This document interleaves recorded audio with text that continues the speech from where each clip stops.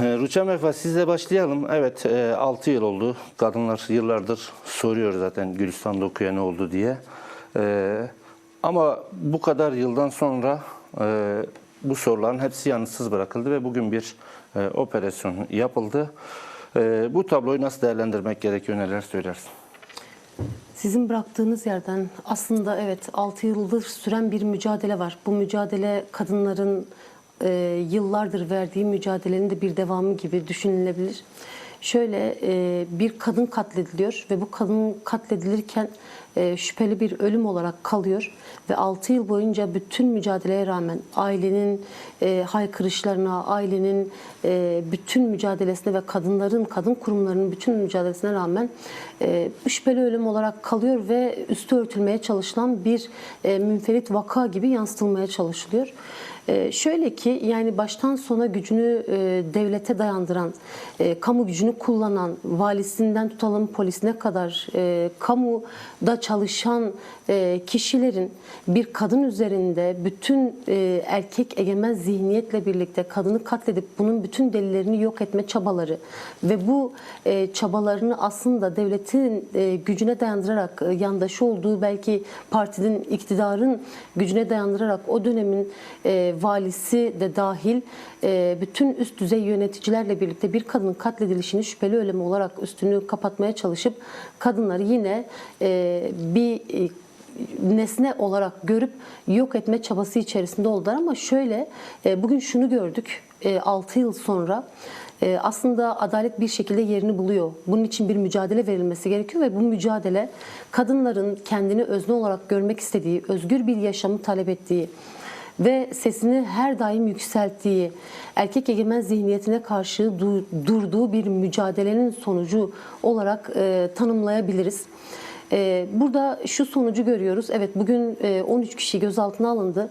Bunun aslında sadece 13 kişiyle sınırlı olmadığını, sistematik bir delil karartma operasyonu, sistematik bir öldürme vakası olduğunu ve o dönemin İçişleri Bakanı Süleyman Soylu'dan tutalım valisine kadar, Tuncer Soner'e kadar bütün herkesin aslında yargı karşısında, aile karşısında ve bu mücadeleyi yürüten kadınlar karşısında hesap vermesi gerektiğini de biliyoruz.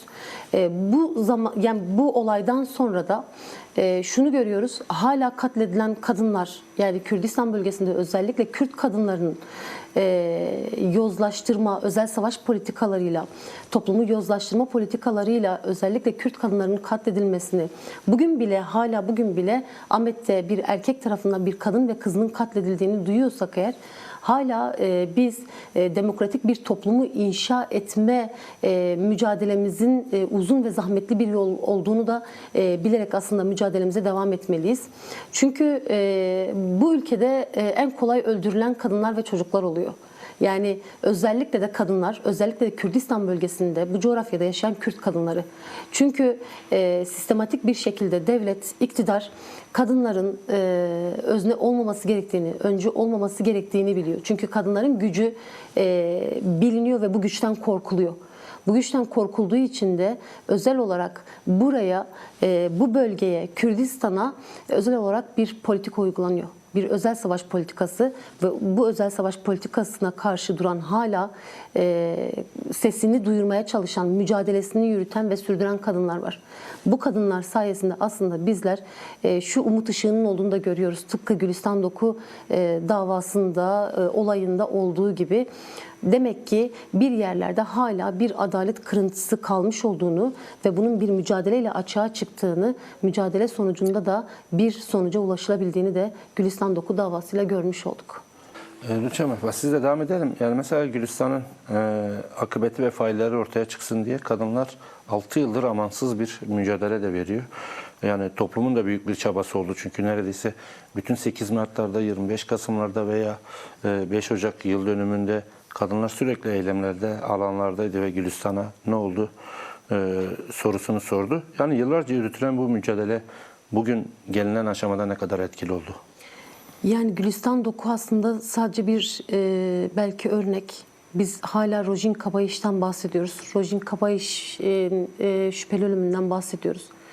Rojin Kabayiş gibi, Gülistan Doku gibi onlarca, yüzlerce kadının şüpheli bir şekilde ölümünden söz ediyoruz. Aslında bizim mücadelemiz belki Gülistan dokuşu aslında bütün bu şekilde deliller karartılarak öldürülen, katledilen ve yok edilmeye çalışılan kadınlar için.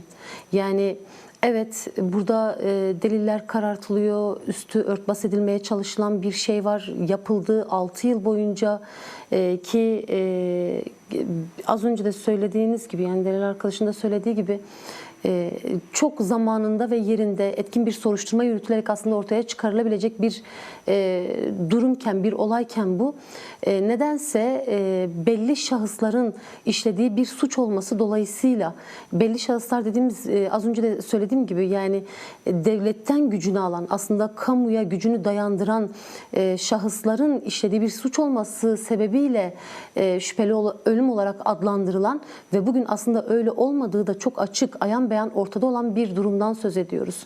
Bir ölümden, bir katliamdan, bir katledilişten bahsediyoruz. Aynı şeyi bugün Rojin Kabayiş için de ailesinin verdiği mücadeleyi, babasının verdiği mücadeleyi de görüyoruz. Biz kadınlar olarak da yüzyıllardır aslında son 52 yıllık mücadelede de yani kadın hareketi olarak bütün bu kadın ölümlerinin hiçbir şekilde şüpheli olmadığını, intihar süsü verilerek aslında üstünde örtülmeye çalışıldığını, kadının yok edilişinin aslında bu ulus devlet mantığı, erkek egemen zihniyetinin yaratılmaya çalışılmasının bir aslında sac ayağı olduğunu da biliyoruz. Çünkü ulus devlet mantığında şunu görüyoruz. Bir kadın eğer özgürse özgür bir yaşam inşa edilebilir bir ülkede, bir coğrafyada. Ama bir kadını köleleştirmek, kadını yok etmek aslında erkek zihniyetin önünde olan engelleri bir adım da olsa ileriye götürmek için kaldırmak demek. Yani bu mücadele şunu gösteriyor bize. Biz hala az önce de söylediğim gibi uzun ve zahmetli bir yol var önümüzde. Biz demokratik, ahlaki ve politik bir toplumun yaratılması gerektiğini konuşurken, bugünlerde özellikle bu tarihi süreçten geçerken, demokratik bir toplumun inşasından söz ederken özgür bir yaşamı, eşit bir yaşamı, adil bir yaşamı konuşuyoruz. Ama aynı zamanda hala katledilen kadınların faillerinin bulunmadığını söylüyoruz ve bunun için sesimizi duyurmaya çalışıyoruz. Bu mücadele şunu gösteriyor bize: biz bir kadının artık sabah uyandığımızda katledildiğini duymadığımız günlerin umuduyla aslında bu mücadeleyi yürütüyoruz ve mücadelemizi yürütmeye de devam edeceğiz. Kadınların bu anlamda, gerçek anlamda bugünkü sonuca bakarsak mücadelelerinin boşa gitmediğini ve zor bir aslında süreç yürüttüklerini ve bunun da devamı olacağını da biliyoruz. Aslında bu gerçeklikle hareket etmemiz gerekiyor ve ediyoruz da. Ve aileyle birlikte, evet, aile de bunun içinde. Aile hiçbir zaman vazgeçmiyor davasından ve hiçbir zaman sesini duyurmaktan da geri durmuyor. Değil mi? Yani 220 gün dersinde amansız bir şey vardı. Hatırlarsak böyle bir kar yağışı altında o anne Bedriye Dokunu'nun isyanı, çığlığı, yine ablası Aygül Dokunu'nun da çok yaygındı. O gözaltılara ilan edilen eylem etkinlik yasaklarına rağmen 220 gün boyunca bu mücadeleyi sürdürdü. Yani bunun da etkisi oldu değil mi? Çünkü bir anne evladını bilir, tanır. Hiç kimse bir anneden daha iyi kendi çocuğunu tanıyamaz. Anne çocuğunun intihar etmediğini söylüyorsa, böyle bir beyanda bulunmuşsa onun beyanı esas alınır. Yani ciddi anlamda biz şunu görüyoruz. Yani bugün de, günümüzde de hala da üniversitelere gitmeye korkan, kaygılanan bir genç kadından söz edebiliyoruz. Genç kadın neslinden söz edebiliyoruz. Yani bu aslında çok kaygı verici bir durum. Yani biz 21. yüzyılda tarihi günlerin olduğu bu süreçte hala bir kadının özgür bir biçimde, kaygısız bir biçimde sokağa çıkması gerektiğini konuşuyorsak, hala bu korkularımız ve bu tehlikelerin var olduğunu söylüyorsak, bu korkularımız hala çok ayaktaysa ve en yüksek seviyedeyse bunun önüne nasıl geçilebilir? Bunun üzerine tartışmamız gerekiyor ki aslında bunları konuşmamamız gerekirdi. Bizim daha çok belki de eğitimden, sağlıktan, daha ileri bir yaşam nasıl kurulur, daha refah, daha özgür bir yaşam, daha demokratik bir yaşam nasıl kurulur? Bunları konuşmamız, tartışmamız gerekirken hala bir kadının şüpheli bir ölümden ve bu ölümün açığa çıkarılmamasından, hala bugün bile çıkıp itirafçı olarak delillerin karartıldığını söyleyenleri konuşuyorsak ve İstanbul Sözleşmesi'nden çekilen bir iktidardan, bir devlet politikasından bahsediyorsak çok da iyi şeyler ne yazık ki maalesef söyleyemiyoruz. Yani biz kabul ettiğimiz, imzaladığımız, yani devlet kabul ediyor, imzalıyor İstanbul Sözleşmesi'nde kadının aslında yanında duran bir maddeler bütününü yok sayıp bundan geri çekildiğini söylüyorsa biz özgür ve kaygısız, korkusuz bir gelecek, bir yaşamdan söz edemiyoruz. Ne yazık ki cezasızlık politikalarının da bizi getirdiği durumu da görüyoruz. Ki zaten belki de hala konuşacağız ama bugün yaşadığımız, dün yaşadığımız olaylar da aslında bir bütünden birbiriyle bağlantılı. Hem kadın ölümleri hem çocuk ölümleri cezasızlık politikalarının sistematik bir şekilde münferit bir olay olmadığını aslında bu olayların bize çok açık gösteriyor zaten. Bence bir an önce artık tamam, bir kadın mücadelesi var. Kadın kurumlarının biz TVGRC'nin azat olarak kadın özgürlük hareketinin bir mücadelesi olduğunu söylüyoruz. Ama aynı zamanda iktidarın da devlet politikasında bir yönüyle demeyelim de tamamıyla değişmesi gerektiğini ve artık bu politikaların ciddi anlamda gözden geçirilmesi gerektiğinin de farkına varılmasını buradan bildirmek, söylemek gerekiyor. Rüçhan Bey zaten Delal da bahsetti, yani Gülistan'dan sonra da kaybettirme olayları, şüpheli kadın ölümleri, yine kadın katliamları yaşandı. Son olarak Rojin Kabayış örneği önümüzde duruyor. Zaten bugün Rojin Kabayış'ın ailesi de Gülistan Doku için ses çıkarmıştı sizle birlikte. Yani baktığımız zaman bu olayların kaynağında ne yatıyor, neler söylemek istersin? Yani apolitik bir toplum yaratılmaya çalışılıyor. Bu ahlaki ve politik toplumun oluşmaması, yaratılmaması korkusuyla aslında ortaya çıkan bir durum. Yani Rojin Kabayış'ın babası, evet, bugün yapılan basın, adliyenin önünde yaptığımız basın açıklamasında bizimle birlikteydi. O da hiçbir zaman ilk günden beridir kızının intihar etmediğini, Rojin Kabayış'ın intihar etmediğini, şüpheli bir şekilde öldüğünü ve bunun araştırılması gerektiğini söylüyor. Bu aslında babanın en doğal hakkı, aynı zamanda da beyanı ve aynı zamanda da ne yazık ki gerçekliği olan bir durum diyebiliriz. Özel savaş politikaları uygulanıyor Kürdistan coğrafyasında. Özellikle üniversiteli gençler hedefte baktığınız zaman katliamlar, yöntemler birbirine benziyor. Yine bürokratlar hem Muzur'da hem Van'da da birçok bürokratın ismi geçiyor Rojin Kabayış meselesinde.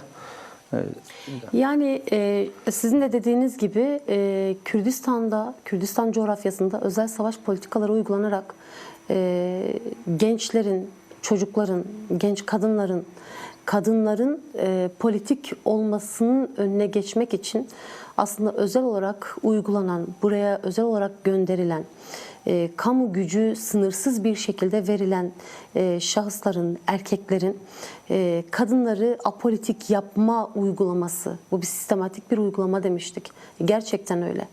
Yani niye mesela özellikle Dersim'de, özellikle Ahmet'te ya da Van'da, niye özellikle Bingöl'de biz şüpheli kadın ölümlerini konuşuyoruz? Çünkü buraya özel olarak işte siyaset üstü bir mesele aslında bu.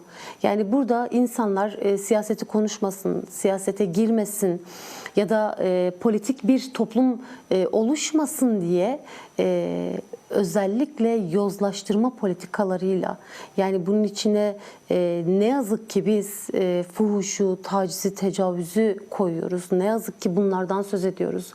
Uyuşturucudan, bağımlılıktan söz ediyoruz ve bunların özel olarak bu bölgede uygulanmasının aslında Kürt halkını tamamen sindirmeye yönelik politikalar olduğunu biliyoruz. Çünkü burada yaşanılacak herhangi bir olay ya da burada ortaya çıkacak herhangi bir direniş, belki mücadele bütün ülkeyi etkileyebilecek bir durum oluyor. Bunun da farkında aslında. Biz mesela bunu yıllar öncesinden Şark Islahat Planı'nda da görüyoruz. Özellikle buradaki işte Doğu illeri diye geçen Kürtlüğe mağlup olmuş Türkler diye ifade edilen Kürt halkının özel olarak bir plan çerçevesinde tamamen apolitik olması yönüyle oluşturulan sistematik bir özel savaş politikasının bugün günümüzde şu an konuştuğumuz şu saatlerde bile kadınların neden öldürüldüğünü aslında bize açıkça gösteriyor. Çünkü burada bir direniş var, bir mücadele var. Bir halkın kimliğini, Kürt halkının kendini var etmesi için ortaya koyduğu bir mücadele var. Ve bu mücadelenin önüne geçmek için de özel olarak kadınlar, gençler ve çocuklar kullanılıyor, kullanılmaya çalışılıyor ve bunun içinde bütün yöntemler, devletin gücü ortaya konulup bunlar da hemen seferber ediliyor.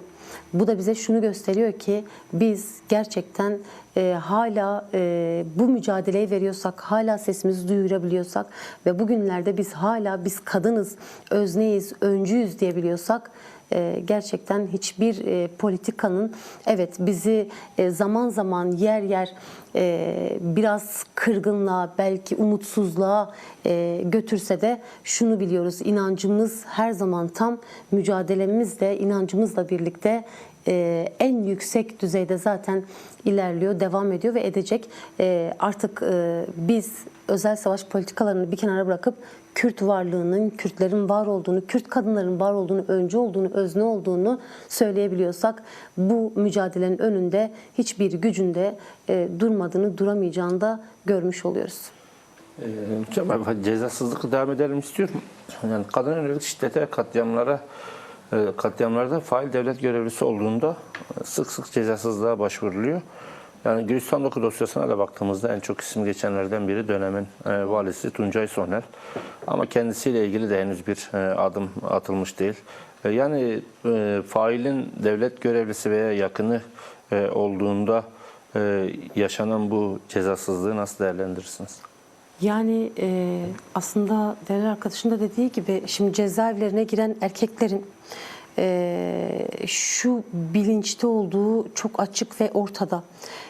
Ben bir süre zaten çok da uzun olmayan bir süre burada kalıp çıkacağım. Bunu biliyor. Çünkü yaptığı bu işi, yani işlediği bu cinayeti bir namus davasına dönüştürerek, yine kadın üzerinden aslında erkek olmanın da gücünü kullanarak bir kadın üzerinden bunu namus cinayeti diye tabir ettikten sonra yargının bu olayda bir ceza indirimi olduğunu biliyoruz.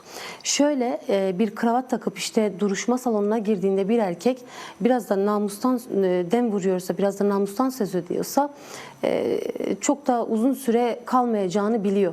Ki bunu örneklerle görüyoruz. Sizin de dediğiniz gibi şartlı tahliye edilen erkeklerin kadınları sokak ortasında hiçbir gerekçe olmadan sırf canı sıkıldığı için, mesela geçen bir haberde gördük, hepimiz izledik, gördük. Kadın sırf erkeğin canı sıkılmış, sokağa çıkmış ve ben birini öldürmeliyim diyerek bir genç kadını katlettiğini biliyoruz. Yani bu o kadar kolay bir iş haline gelmiş ki, bu o kadar kolay bir durum haline gelmiş ki, yani sokağa çıktığımızda bile can güvenliğimiz olmadığını, üniversitede öğretim görevlisi bir öğrenci canı sıkılıyor diye bir samuray kılıcıyla öldürülebiliyor. Ya da işte dışarıda, sokakta bir kadın sırf bir erkek canı sıkıldı diye, işte beğenmedi diye katledilebiliyor. Şimdi şöyle, gerçekten biz şunu biliyoruz, yani bir siyasi suçlu diye tabir edilen, aslında sadece düşüncesini ifade ettiği için 30 yıl zindanda kalan insanlar biliyoruz, arkadaşlarımızı biliyoruz. Yani sadece düşüncesini ifade ettiği için 30 yıl ve hiçbir şekilde indirim almayan, hiçbir şekilde indirim uygulanmayan bir ceza sisteminden bahsediyoruz. Hiçbir canlının yaşamına son vermeyen, hatta canlının yaşamasını savunan, bir insanın yaşam hakkını savunan insanların 30 yıl değil, bir de idare gözlem kurulları diye bir şey çıktı, kendini yargının yerine koyan, cezaevlerinde, zindanlarda bu 30 yılı bile arttıran bir yerde bir politika uygulandığını görüyoruz.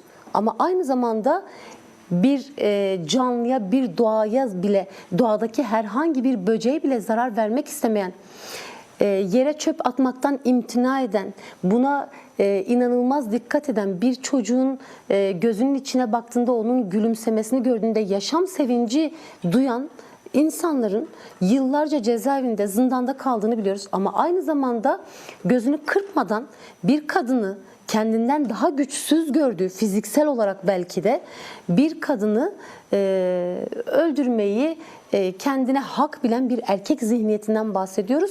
Ve bunun sonucunun da 30 yıl olmadığını, bazen 1 yıl, bazen 3 yıl namus denilerek, meşru müdafaa denilerek, işte haksız tahrik denilerek, bilmem ne bir sürü de yanına maddeler konularak erkeklerin, erkek zihniyetinin zindanda ya da cezaevinde kalmadığını, böyle bir cezasızlık politikası olduğunu biliyoruz. Yani bizim aslında bakmamız gereken yer ya da temel şu: politikanın kökten değişimi, bu zihniyetin değişimi, bu anlayışın değişmesi gerektiği. Yoksa biz istediğimiz kadar hukuksal olarak yasaları, maddeleri böyle ucundan bucağından değiştirelim. Bunu fark etmeyecek bile insanlar. Yani şöyle siz bir sistem koyarsınız ortaya. Çok basit bir de örneği vardır. Yani siz kurbağayı haşlanmış suya atarsanız sıçrar. Ama bunu yavaş yavaş böyle hissettirmeden, fark ettirmeden yaparsanız kurbağa aslında öldüğünü bile farkına varmaz. Buradaki politikaların bu Türk sistemindeki, Türk hukuk sistemindeki politikaların, cezasızlık politikaların aslında insanlar alıştırıla önlerine konduğunu biliyoruz insanların. Bu da neyi getiriyor? Cezasızlık politikalarının ne kadar tehlikeli olduğunu, aslında sonuçtan Yargının ziyade siyasallaştığını. tabii ki yargı siyasallaşıyor. Yani birileri gücünü kullanıyor.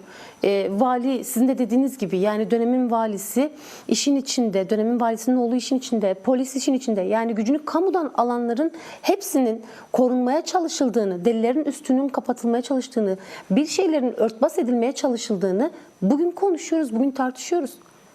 Evet, belki bugün birileri çıkıp bunun yanlış olduğunu, bunun irdelenmesi gerektiğini, bunun üzerine tartışılması ve yoğunlaşılması gerektiğini söylüyor. Ama peki bu arada, bu 6 yıllık süreçte katledilen diğer kadınlar, şüpheli ölüm diye adlandırılıp öldürülen diğer kadınların durumu ne oluyor? Yani biz sadece sonuca odaklanıp sadece sonuç üzerinde değerlendirmeler yapıp tartışmalar yürütüyoruz. Peki biz bunu önlemek için neler yapıyoruz? Ya da devlet ya da iktidar ya da adalet ya da yargı bunu önlemek için nasıl bir politika izliyor? Nasıl bir politika üretiyor? Bizim aslında konuşmamız gereken bu. Yani temelden bir şeylerin, anlayışın, bu zihinsel yapının değişmesi gerekiyor. Biz zihnimizdeki, yani bir kadın tırnağı görünüyor diye, saçının teli görünüyor diye idam ediliyor, katlediliyor. Biz hala günümüzde bunları konuşuyoruz. Din bile buna alet ediliyor. Yargı buna alet ediliyor. Bunun dışında bütün devletin bütün kurumları seferber olmuş bir biçimde kadının katletmeye, toplumu yok etmeye alet ediliyor. Din kullanılıyor, milliyetçilik kullanılıyor, cinsiyetçilik kullanılıyor. Rüçhan Vefa, benzer durumlar yaşanmaması için neler yapılabilir sizce? Yani kadın katliamlarının, kadına yönelik şiddetin önüne geçmek nasıl mümkün olabilir? Bir yıldan fazla bir zaman oldu. Kürt Halk Önderi Sayın Öcalan'ın çağrısını yaptığı barış ve demokratik toplum süreci, aslında bize ahlaki ve politik bir toplum yaratılması gerektiğini, özgür bir yaşamın inşa edilmesi gerektiğini, kadın özgürlükçü bir paradigmanın, ekolojik, demokratik, kadın özgürlükçü bir paradigmanın aslında ışığında yol almamız gerektiğinin artık bütün gerçekliğiyle önümüzde duruyor. Bu paradigma ışığında yaratılacak olan demokratik toplum aslında bütün bu yaşananların, dün de Maraş'ta, önceki gün Siverek'te bile yaşanan olayların da bize gösterdiği şu oluyor. Bizler ancak demokratik bir toplumu inşa ederek bu olayların önüne geçebilir. Ancak bu şekilde kadınlar kendini koruyabilir. Öz savunmalarını geliştirerek, örgütlenerek, her anlamda, her alanda kendini örgütleyerek bir şekilde artık bu zihinsel yapıyı da aslında erkek egemen zihniyetin de kapitalist modernitenin yaratmak istediği kadının da ortadan kalktığı ve daha demokratik bir toplumla ancak biz bunların önüne geçebiliriz. Böyle bir toplum yaratılırsa zaten yargıda, eğitim sistemi de, sağlık sistemi de, yargı sistemi de her şey zaten kendiliğinden değişecektir. Yani bizim ihtiyacımız olan şu an özgür bir yaşam, demokratik bir toplum, ekolojik bir toplum, insana, doğaya, canlıya zarar vermeyen bir toplum. Bununla birlikte kadını özne olarak kabul eden, erkek egemen zihniyetten kurtulmuş bir devlet demeyelim de artık devletin de bizi nereye getirdiğini görüyoruz, nasıl köleleştirdiğini biliyoruz. Bir toplum yaratılırsa ancak bunların önüne geçilebilir. Yoksa sadece konuşarak, sadece tartışarak belli günlerde işte böyle çok kamuoyunun artık sesini yükselttiği, halkın, insanların sesini yükselttiği belli dönemlerde değil de artık tamamen bir zamana yayılan, bir süreci tamamen içine alan, bundan sonrası için aslında bizi, Kürdistan'ı, Türkiye'yi ve Orta Doğu'yu aslında ileriye götürecek olan, kalıcı bir barışa götürecek olan demokratik, ekolojik, kadın özgürlükçü paradigma aslında bizim kurtuluşumuz olacaktır diye söyleyebiliriz. Çünkü bu toplumda kadın öznedir, kadın öncüdür, erkek egemen zihniyet yoktur, kapitalist modernitenin yok etmeye çalıştığı toplum yoktur, doğa yoktur. Demokratik bir modernite vardır ve bu demokratik modernitenin içinde insan yaşamının kutsallığı, insan yaşam hakkının olduğu, kadının özne olduğu, kadının var olduğu, çocuğun gelecek kaygısı gütmeden, gencin gelecek kaygısı gütmeden, ekonomik sorunları düşünmeden, yaşamını hiçbir kaygı olmadan sürdüren bir toplumdan bahsedebiliriz. Diyelim, ancak bitirelim, böyle bir toplumla mümkündür diyebilirim.